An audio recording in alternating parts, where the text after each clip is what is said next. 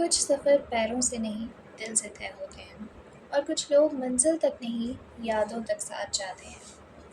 आज मैं आप सबके समक्ष एक कविता लेकर आई हूँ, जिसका शीर्षक है रेलगाड़ी। जी हाँ, यह कविता एक रेलगाड़ी पर आधारित है। लेकिन अगर इसे ध्यान से सुना जाए, समझा जाए और महसूस किया जाए, तो शायद इसमें आपको अपनी ही ज़िंदगी का कोई सफ़र, कोई बिछड़ता हुआ रिश्ता, कोई इंतज़ार या कोई अपना दिखाई दे। कविता कुछ इस प्रकार है। रात के 2 बजे थे। स्टेशन आधा सोया हुआ था। पीली रोशनी के नीचे एक रेलगाड़ी खड़ी थी, थकी हुई, लंबी सी सांस लेती हुई। लोग उसे बस लोहे की गाड़ी समझते थे, पर उस रात मुझे लगा उसके भीतर भी दिल धड़कता है। सीटी बजी, कुछ लोग चढ़े, कुछ उतर गए। किसी की आंखों में मिलन था, किसी की आंखों में विदाई। कोई दौड़ रहा था सिर्फ 2 मिनट बचाने के लिए, कोई रो रहा था सिर्फ 2 मिनट और पाने के लिए। एक बूढ़ा पिता अपनी बेटी का सामान पकड़े खड़ा था, बार बार कह रहा था, बेटा समय से खाना खा लेना, समय से खाना खा लेना बेटा। लड़की बार बार मुस्कुरा रही थी, शायद इसलिए क्योंकि अगर एक बार भी वो रो देती तो पिता टूट जाते। गाड़ी चलने लगी, पिता ने हाथ हिलाया, बेटी ने भी। दोनों मुस्कुरा रहे थे और दोनों की आंखें झूठ बोल रही थी। उस दिन समझ आया, विदाई का सबसे बड़ा दुख आंसू नहीं होते, वो मुस्कान होती है जो रोने से खुद को रोक रही होती है। रेलगाड़ी आगे बढ़ती रही।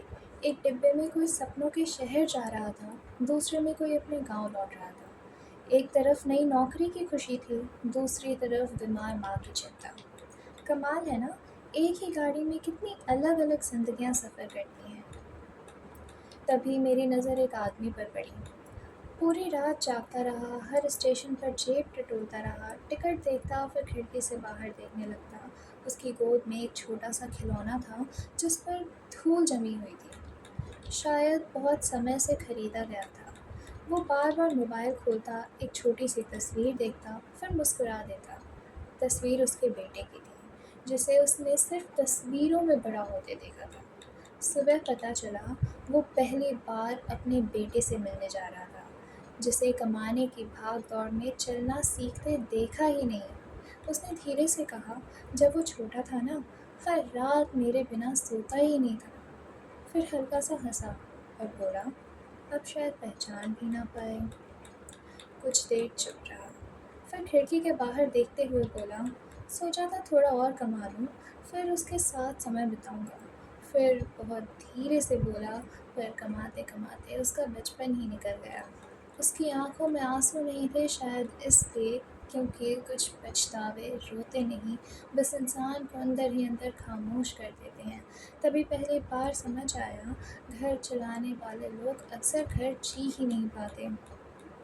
उसके हाथ में खिलौना था और आंखों में बरसों की देरी। मैंने पहली बार देखा, कुछ लोग पूरी ज़िंदगी रेलगाड़ी की तरह होते हैं, सबको उनकी मंजिलों तक पहुंचाते रहते हैं और खुद खुद कहीं नहीं पहुंच पाते।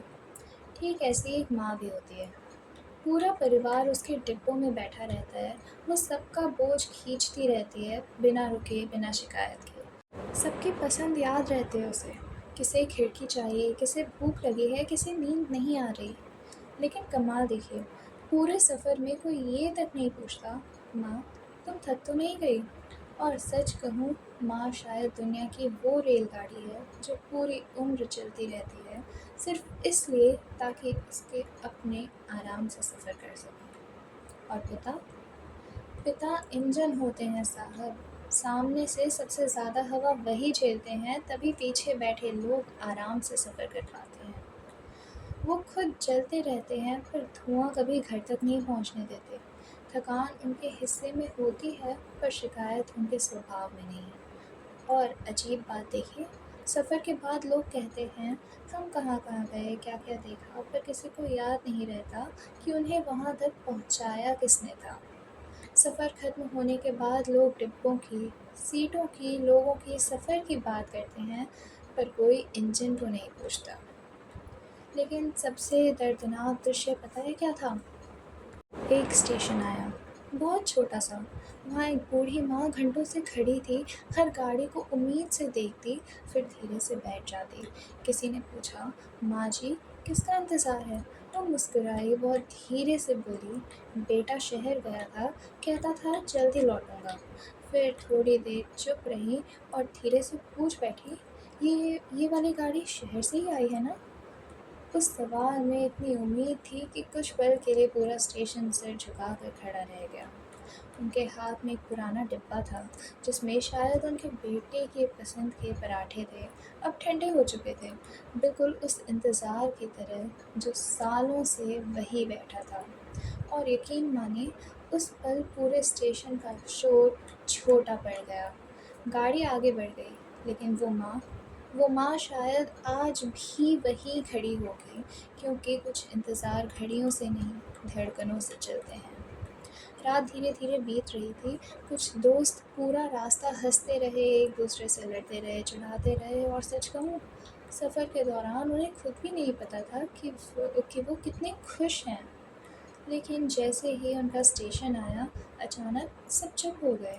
तभी समझ आया, कई बार हम सफ़र के दौरान खुश नहीं होते, लेकिन जब सफ़र ख़त्म होने लगता है ना, तब एहसास होता है, काश ये थोड़ा और चल सकता। ज़िंदगी भी ऐसी ही होती है साहब। जब लोग साथ होते हैं, हम उनकी कीमत नहीं समझते, और जब वो लोग उतर जाते हैं, तब पूरा डिब्बा खाली-खाली सा लगने लगता है। एक सीट पूरी यात्रा में खाली थी। कोई वहाँ बैठा नहीं। मैंने पूछा, ये सीट खाली क्यों है? एक आदमी मुस्कुराया, बहुत हल्का-सा। फिर बोला, पहले यहाँ मेरी माँ बैठती थी। और उसके बाद वो पूरे रास्ते खिड़की से बाहर देखता रहा। उस दिन समझ आया, कुछ लोग चले नहीं जाते, बस दिखाई देना बंद हो जाते हैं। सुबह होने लगी, लोग उतरने लगे, किसी का सफ़र ख़त्म हुआ तो किसी का शुरू। तब रेलगाड़ी जैसे धीरे से मुझसे बोली, मंजिलें महत्वपूर्ण नहीं होती, महत्वपूर्ण वो लोग होते हैं जो सफ़र में साथ बैठे थे। और सच कहूँ, ज़िंदगी भी रेलगाड़ी जैसी ही है।